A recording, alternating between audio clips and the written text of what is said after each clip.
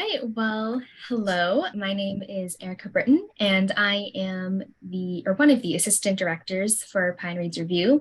And I'm joined by my lovely co-writer, Destiny. Destiny, would you like to introduce yourself? Hi, my name is Destiny Gilchrist. I am editor and writer, an editor and a writer for Pine Reads Review, and I'm very happy to be here. And we are also very happy to be joined by the lovely Britney S. Lewis. She is the author of The Undead Truth of Us, which I have a copy right here. Beautiful cover.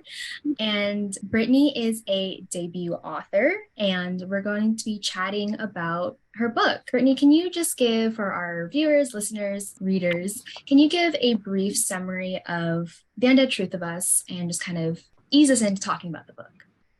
Absolutely. So the Undead Truth of Us follows 16-year-old Zari Young, who, after her mother's very mysterious and sudden death, starts seeing zombies. And I think the catch there is that she kind of sees her mom transform into a zombie right before her untimely death.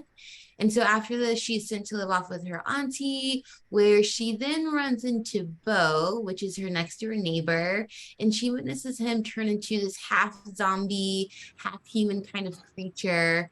And she thinks that getting to know him might help her figure out what happened to her mom. And so getting to know him kind of makes her life turn into shambles in some ways, because now she's learning a lot more than she did before.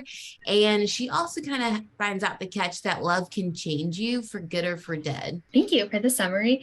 When I first read the little synopsis of this on Goodreads earlier this year, I was like, oh my gosh, I have never heard of a book with this kind of like plot, with these sort of themes. I'm so intrigued. And I can, with confidence, say that I absolutely loved your book, and it did not disappoint. Both of us big fans. So sweet. Yeah, so when I was reading, I was just so drawn into your writing with like visceral and vibrant descriptions, and just again the story. I think it's so original and refreshing for YA, and talk about like contemporary horror, dealing with really heavy themes. But before dial it back a little, just want to ask, like, how does it feel to be a published author? Like we talked about, you're a debut author. How did you celebrate the release of your first book? Yeah, I think it's been very surreal so far. Like, I think it took forever to get here, and then all of a sudden it's like here, and it still doesn't feel completely real, but it does, because now I'm talking with like readers who've read the book. And so that part is so strange to me, but also really exciting, because it's like, that's why we do it. It's been nice. I would say, like, for celebrating the book release, my husband and I, we went to the Van Gogh exhibit that came out here in Kansas City. So I have on like my Van Gogh shirt. It says, "Go be great." And Van Gogh is a big part of the story, just because Zari, right before her mother passes away, starts learning about him in her art class. And then she starts kind of seeing her world in this surrealist kind of point of view, almost reminiscent of the Starry Night. And so it was really fun to be able to go to the Van Gogh experience and see all of his artwork there, and get some t-shirts, and then went out and had some cheesecake, because I love cheesecake and wine. So it was fun. It's been a fun experience so far. I just wanted to quickly say that I absolutely adore all of the metaphors, the overall messages. As someone who could closely relate to the main character, it was a wonderful, wonderful read. And I myself am aspiring to be a writer. So I was mainly wondering, when did you first realize that writing was your passion? Oh, great question. I love that. It's so funny, because I sit here at my desk. I work from home. I'm actually an editor for Hallmark currently. And I knew that I wanted to be a writer the moment I finished the Twilight Saga, which I have like the old paperback on my desk. And I'm like, what the heck is going on here? It's so old. I went to high school. It was like '08 to 2012, basically. And so like the franchise was really, really, really big. And I recently got back into diving into the franchise just because of nostalgia, and it's been all over TikTok, and it's fall and I can't escape it. It's everywhere. And at that time, like I had just got back into reading as well. And the high school that I went to, there weren't a lot of books that I was interested in. And I was forced to read we didn't have free periods, but it was one of those periods your special teacher, I guess, that you have in high school, and like you see them every single day. One of those periods. And I was like reading all the books in the 80s because that's what we had in my high school. And it was just these crazy kind of murder mystery books, and I would just start going through them, and I was like, I wish that there was just more to read. And around that time we started getting the Twilight Saga at our school library, but it was always checked out. And when I finally got a chance to reading it, I could understand where the hype was coming from, because it was just paranormal. There's vampires, because vampires coming back around again. There was romance, and there was like a mystery element. And while like I don't totally relate with Bella, I really enjoyed the story and the coming of the story, and like having that same excitement as like everyone else around me. Because when I look back at some of the books and the movies, I'm like, what in the world was I doing? Like, what was I thinking? But it was a big deal for me in high school. And so once I finished the saga, I was like, man, I don't know if there's any other books that are going to compare to this. Like, I kind of want to just start writing my own stuff. So the moment I finished Breaking Dawn, I started writing my own stories, and I kind of haven't stopped since. I think the first book I wrote was, I think I was going into my senior year of high school, and it was a young adult thriller about a girl who lived in Kansas City who ends up getting into a relationship with someone who might be affiliated with like murders that have been happening, and she just doesn't know it. So that was my first little book. And then I kept going from there. Great question. This is, and thank you for sharing too. And this is not related to your book, but I have to now. Okay.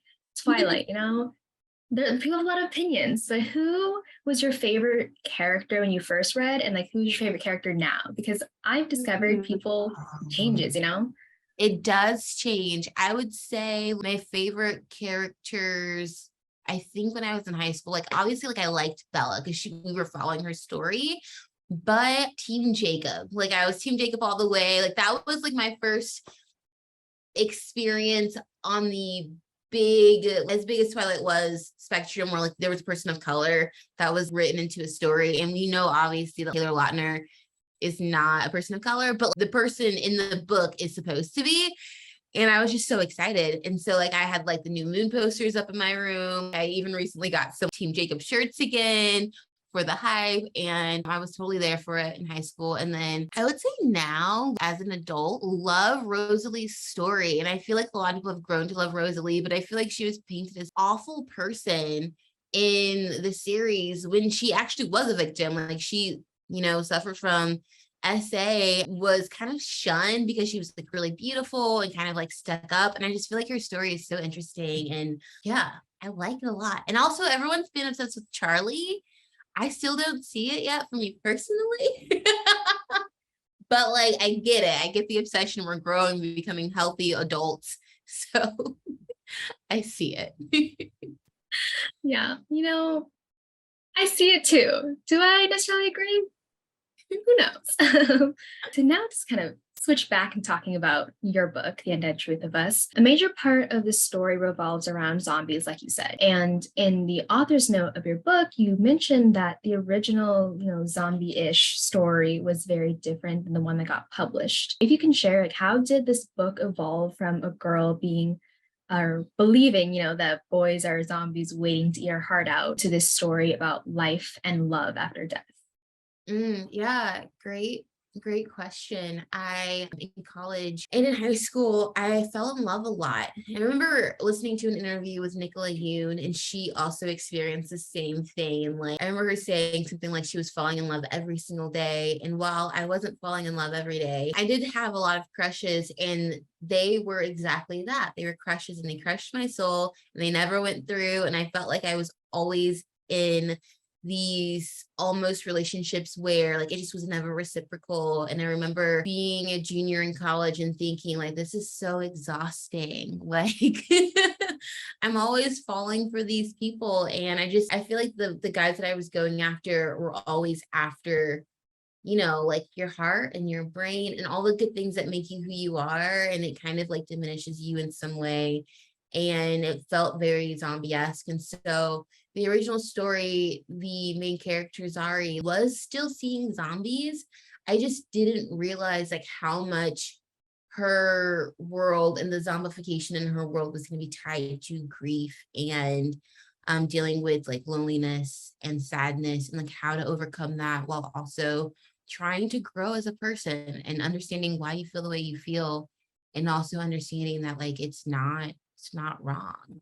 So it changed a lot in the editing process only because I was having so much more insight on like what that looks like in reality. It's pretty interesting that you bring that up because one of the things that I was thinking about was who were zombies to Z, those who were not. So I was very curious, like, how did you go about selecting who she would see as zombified versus who wouldn't be?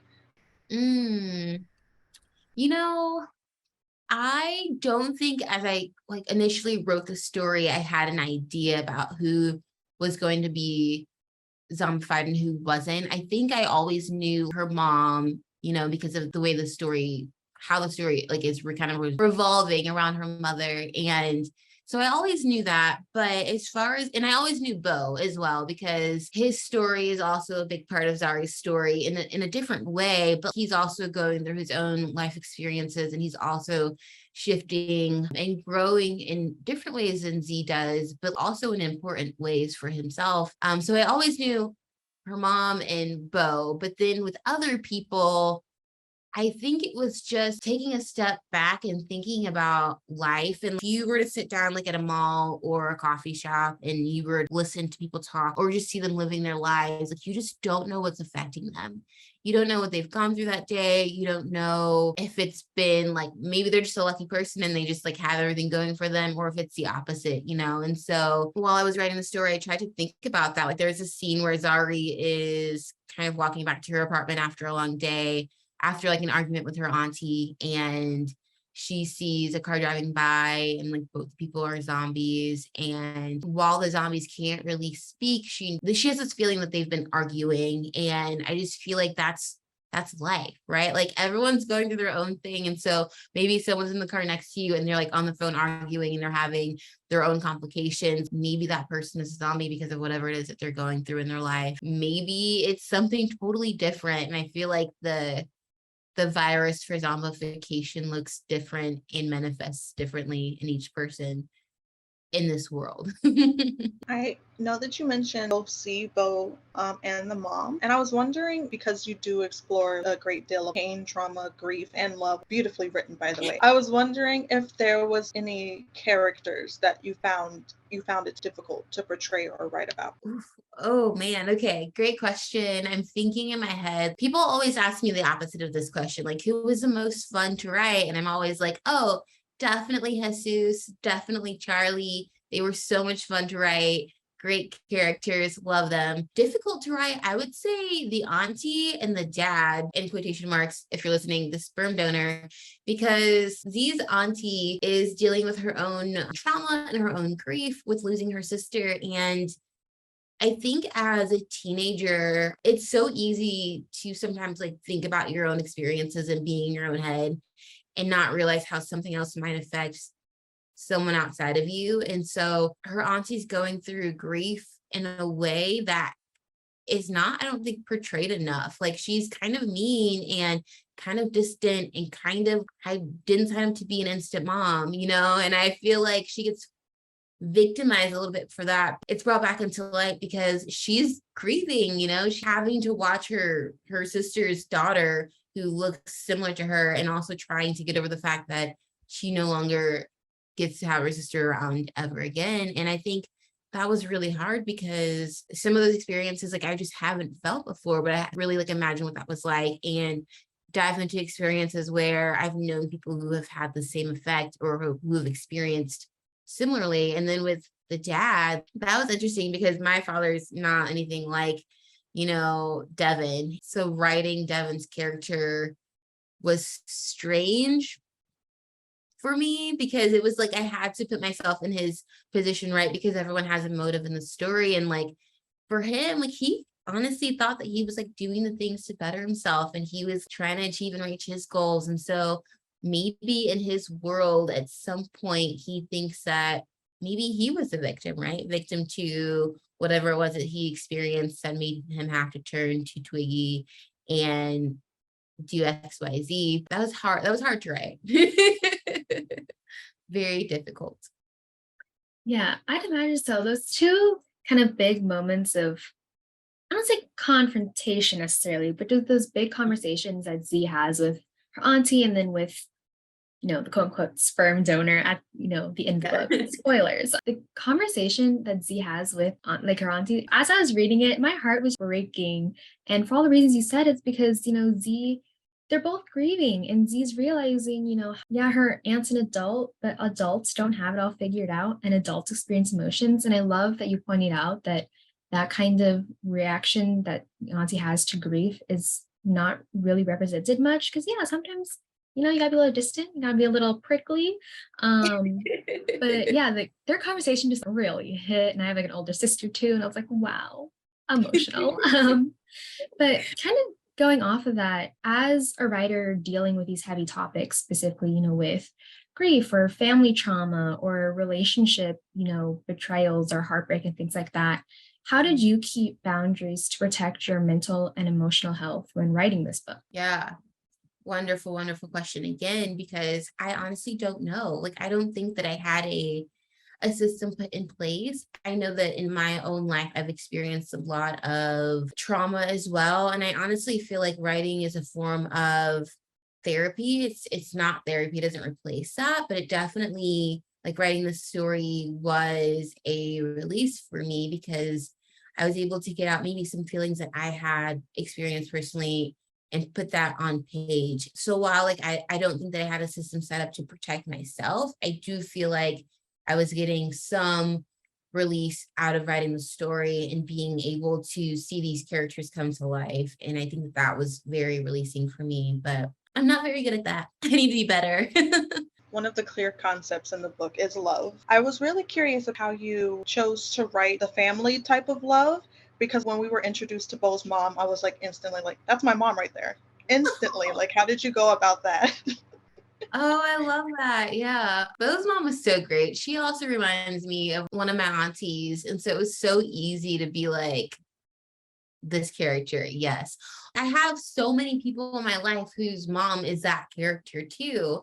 And like my mom is not like Bo's mom, but like I think in another world she could have been similar to that. When it comes to writing familial love, it's almost complicated and also simple at the same time, because complicated in that we all experience familial love differently. It impacts us differently. We express our love differently. I feel like easy in that a lot of that is portrayed in media. And so being able to just like look at different family dynamics by watching TV shows or reading other books was really, really, really helpful for me. And then also just growing up with a really big family. Like I had such a big family growing up and I have so many aunties and so many uncles. Just seeing how maybe my cousins were treated versus like how like my siblings were treated was so interesting to me. And so I use a lot of my own experiences and then just mix that with some things that I had just picked up on in life, by watching stuff and reading other things. And that's kind of how I came up with writing a lot of the familial dynamics in the story. Yeah, likewise, I very much enjoyed reading about the different, family banter, and like the environment of just their different houses and everything. Kind of also talking about the relationships in this book, there is a parallel between the romantic relationships with Z's parents and then also with Bo and Charlie. Was this parallel intentional, or maybe if it was unintentional, how did their relationships develop this way to kind of circle the same heartbreak but in very different scenarios?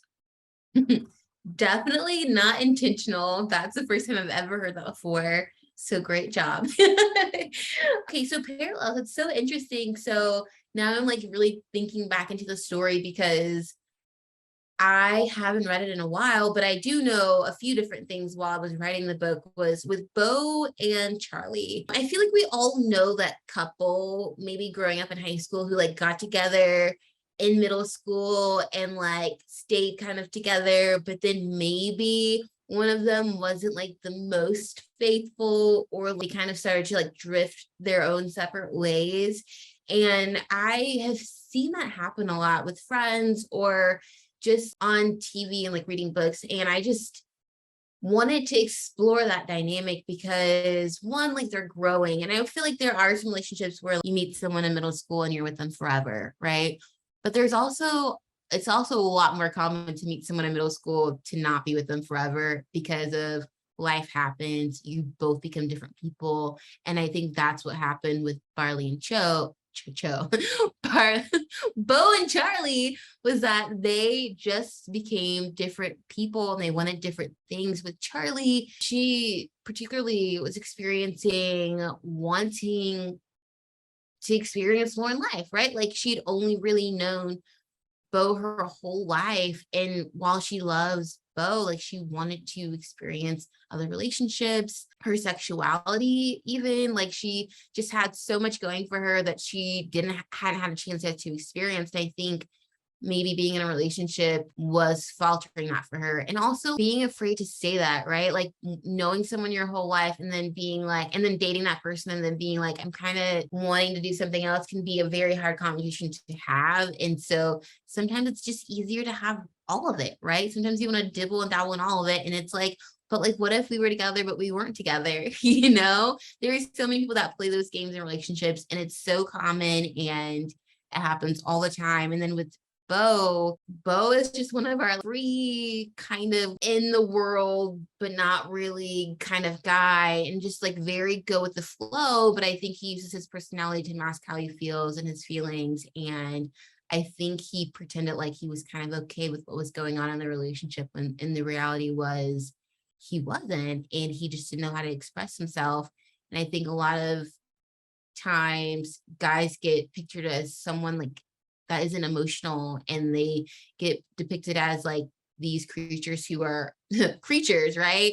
As I started the story writing this whole book because of that whole idea, but like there's so much more to being human, than like our sexuality and our gender. And so that's kind of what Bo is going through. And then with Twiggy and Devin, their relationship was so interesting to me because their kind of relationship started in the West Coast swing community, which is a type of ballroom dance, and it's very contemporary. And that community, which I'm a part of here in Kansas City, can be very addictive and very exciting and very fast paced, and everyone kind of knows everyone. And so the idea of planting a character into someone's life to kind of climb the ladder of success seems wild, but also so common. Like it happens all the time. Like there are so many rom-coms that I can think of where, oh, I love this other person, but also like, just kidding, I'm using them so that I can achieve in the corporate world, whatever it is. I think there are parallels together.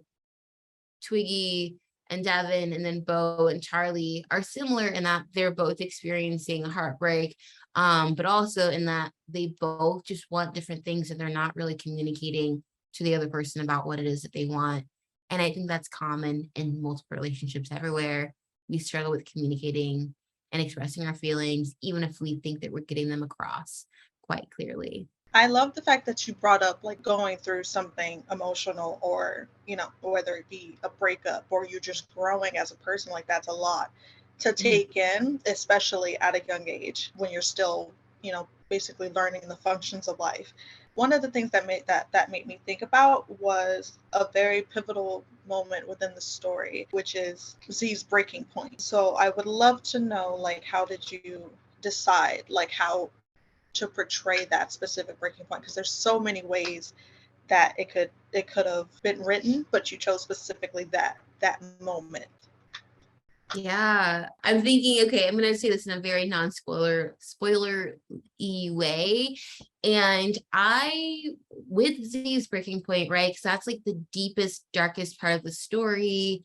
That's kind of where everything's falling into place, but she just doesn't quite have all the answers yet. I think I chose that route, the route that I chose for Z, because I had experience with that like as a teenager. And I remember being in this very dark place, being on the floor in my room and crying and thinking like the world's gonna end, because that's exactly what that's exactly what life feels like when you're in that place. You just feel like everything's ending. But then the thing that you don't see outside of that, because you're sad, is that everything is kind of coming together. And so there's kind of like a reason for it. And so it only made sense that she would kind of, in her self-destruction, end up finding the answers that she had the whole time. She just didn't know that she had it. And also, she had questions. She just didn't know what questions to ask. One thing I've been learning with like going to counseling is like when you feel anxiety, ask yourself, why is it you're feeling that anxiety? And then answer that own question. And I have a very hard time with answering the question as to why I'm feeling the way that I feel.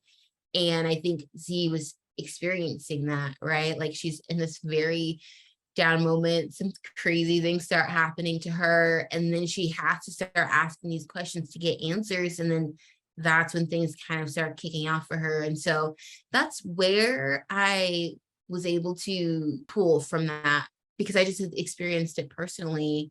But then also, like I noticed in her own story while I was writing it, was that she was doing a lot of avoiding, and she's going to both thinking like, oh, I'm going to solve all these problems, right?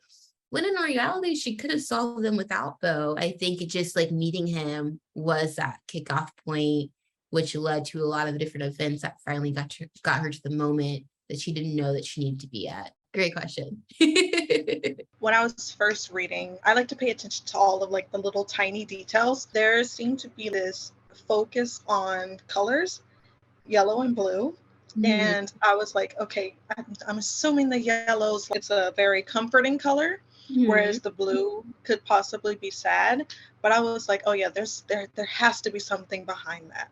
Yeah, the yellow and blue, it is a recurring theme in the entire book, isn't it? There is a connection to emotions and colors for sure. You know, the yellow being reflective of the sun and how bright it is and how the sun makes you feel, right? Happy and excited. And then the blue, a contrast, but also the same color that's in the sky too, that's next to the sun, or also could also make you feel sad too. So it's such an interesting like contrast, but I think mostly I pulled from it because learning a lot about Van Gogh's yellow and blue period while he was in, I think he was sent to a mental health kind of institute. His brother was like paying for everything, but he was just going through a lot. I think this is like right after he cut off his ear, just experiencing many different feelings that he didn't really know how to place. And so he was doing a lot of painting while he was there. And a lot of his paintings were yellow and a lot of them were blue. And thinking about what his life looked like during that time period and maybe how he was feeling. There wasn't a lot of time when he started doing the yellow and blue to then to then that leads up to his death. And I felt like that was such a reflection of how he was feeling during that time. And it was very dark. And I think that that's exactly how Zari was feeling. I think she was feeling a lot of the yellow and a lot of the blue. But also you look at some of those paintings during that time and you think it's just so beautiful, right? Like when we think of the Starry Night, like how can a deeply sad person paint something so wonderful and so beautiful? And so while the yellow and blue in the story follows a lot of sadness, you do see a lot of beauty depicted in the story as well because of that. And I think in society, we see a lot of happy people and we get so surprised when we realize it's something that they've been experiencing trauma or that they're actually really depressed. And it's like, no way, like you're such a happy person. It makes no sense. And I feel like that's kind of what the story is. And I feel like that's what the Starry Night reminds me of. It's really beautiful, but it's also like really tragic when you think about where he was in those moments when he painted that. Colors are a big part. And there's even some other colors they threw in there to maybe try to talk about a shift and change, right? Like Zari meeting friends, like new friends, and or Zari having new experiences that are actually really good and really fun. and those are different colors, and they don't get explored as much as the yellow and blue because she's in so much of that feeling for most of the story, but definitely a big part of the story. I just got like chills as you were answering that question that I share. But yeah, I think, your point also about this whole thing of like perception, right? Like you talked about earlier, Sari's in a car, passing by these strangers on the street, sees like they're like zombies too. But like, to anyone else on the bus is like, oh, it's just a girl walking, or just a girl, person sitting, or, self-awareness and the awareness of others when going through something that's really traumatic or really just emotionally draining, or really, just very like mentally taxing.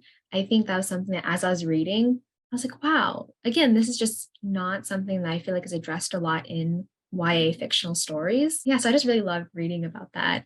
As we're kind of starting to, wind down in our interview, I did want to briefly address this interview kind of sparked, again, from both of our Destiny's interest in your book, but also from some social media posts that you shared about a certain bookseller and some certain bookselling decisions. And so I just want to ask, for people who want to read your book, people who haven't gotten a copy yet, or, just want to support you as an author, and other debut authors, other, diverse authors, people of color, queer authors, like what alternatives would you suggest to supporting you and your books, or what other just kind of avenues can people take to just share and just show their support for you?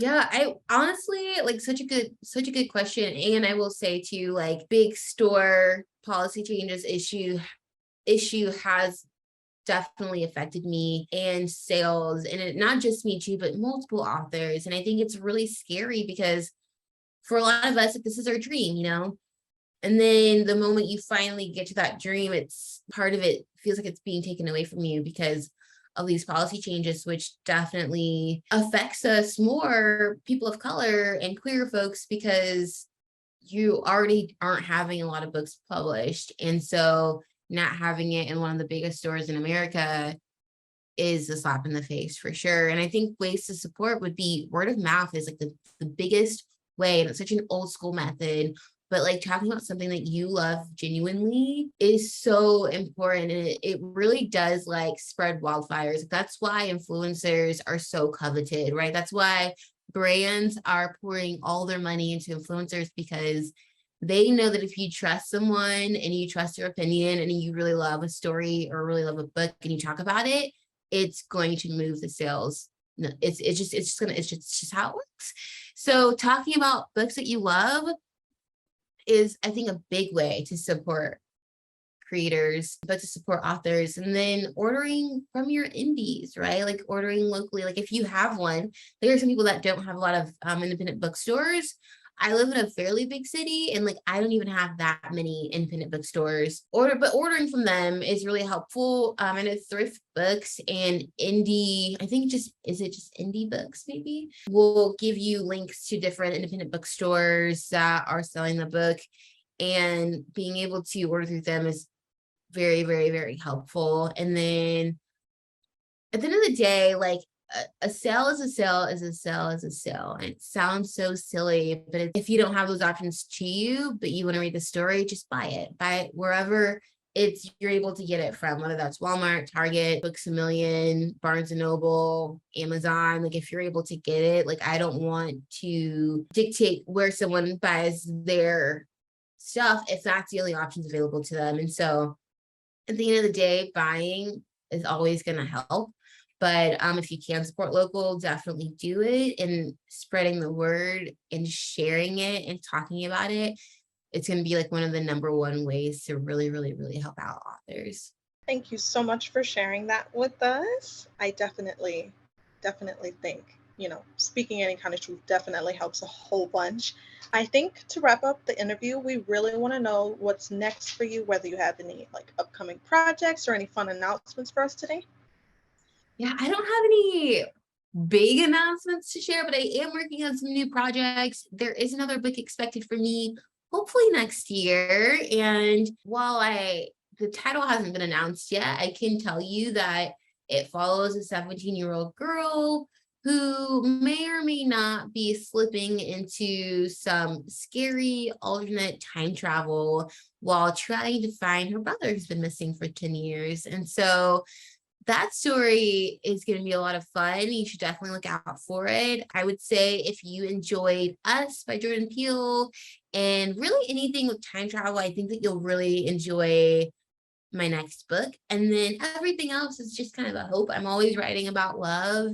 I'm always writing about emotions and how they affect us. And so I can't wait to hopefully sell more books. So yeah, crossing our fingers for more book sales in the future. Okay, well, I am thrilled to know that you're working on another book, and it sounds a little creepy, perhaps, but also very exciting. We love time travel. Let's say sometimes love time travel. Sometimes it's a little spooky, you know? Yeah, I can't wait to see what you'll do with your next book. And I know it'll be good because The Undead Truth of Us was amazing. I just want to say, Brittany, thank you so much for taking time to talk with me and Destiny today.